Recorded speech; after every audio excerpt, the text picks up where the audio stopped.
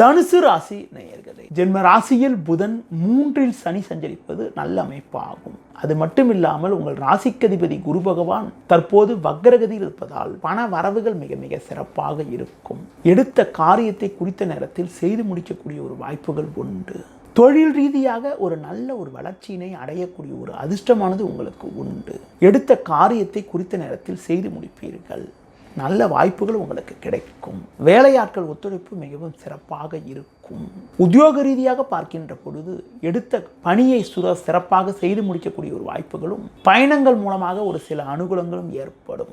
இந்த வாரத்தில் குறிப்பாக உங்கள் ராசிக்கு 2ல் சூரியன் 8ல் செவ்வாய் சஞ்சரிப்பதாலும், குறிப்பாக ஆரோக்கியத்தில் அக்கறை எடுத்துக்கொள்வது, நெருங்கியவர்களை சற்று அனுசரித்து செல்வது, ஒரு சில நேரங்களில் முன்கோபத்தை சற்று குறைத்துக் கொள்வது மிகவும் நல்லது. இந்த வாரத்தில் எந்த நாட்கள் சிறப்பான நாளாக இருக்கும் என பார்க்கின்ற பொழுது 12 ஞாயிறு 13 திங்கள் ஆகிய நாட்கள் மிகவும் சாதகமான நாளாக இருக்கும். 14 செவ்வாய், 15 புதன், 16 வியாழன் பகல் 11 மணி 16 நிமிடம் வரை சந்திராஷ்டமம் இருப்பதால் 14, 15, 16 மதியம் 11 மணி 16 நிமிடம் வரை சற்று கவனத்தோடு நிதானத்தோடு செயல்பட வேண்டிய நேரமாக உங்களுக்கு இருக்கிறது. இந்த வாரத்தில் நீங்கள் முருக வழிபாடு மேற்கொள்வது, வெங்கடேச பெருமாளை தரிசிப்பதன் மூலமாக ஒரு வளமான பலன்களை நீங்கள் அடையக்கூடிய ஒரு வாய்ப்புகள் உங்களுக்கு உண்டு.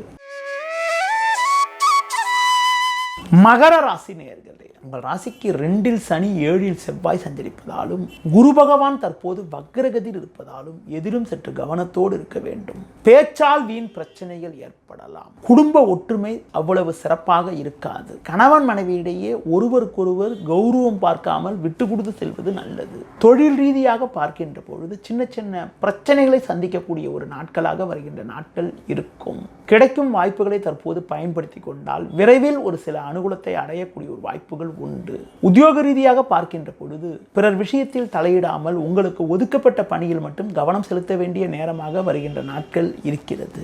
இந்த வாரத்தில் குறிப்பாக நீங்கள் பொதுவாக கோபத்தை குறைத்துக் கொள்வது, பிறரை அனுசரித்து செல்வது மிக மிக நல்லது. அதிலும் குறிப்பாக உடன்பிறந்தவர்கள் மூலமாக தேவையற்ற கவலைகள் ஏற்படலாம்.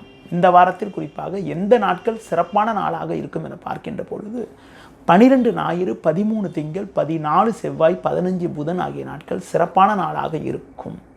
இந்த வாரத்தில் குறிப்பாக 16ஆம் தேதி பகல் 11 மணி 16 நிமிடம் முதல் 17 வெள்ளி 18 சனி ஆகிய நாட்கள் சந்திராஷ்டமம் என்பதால் அந்த நாட்களில் நீங்கள் சற்று கவனத்தோடு நிதானத்தோடு செயல்பட வேண்டிய நேரமாக இருக்கிறது. இந்த வாரத்தில் குறிப்பாக நீங்கள் ஆஞ்சநேய வழிபாடு மேற்கொள்வது, முருக வழிபாடு மேற்கொள்வது மிகவும் சிறப்பு.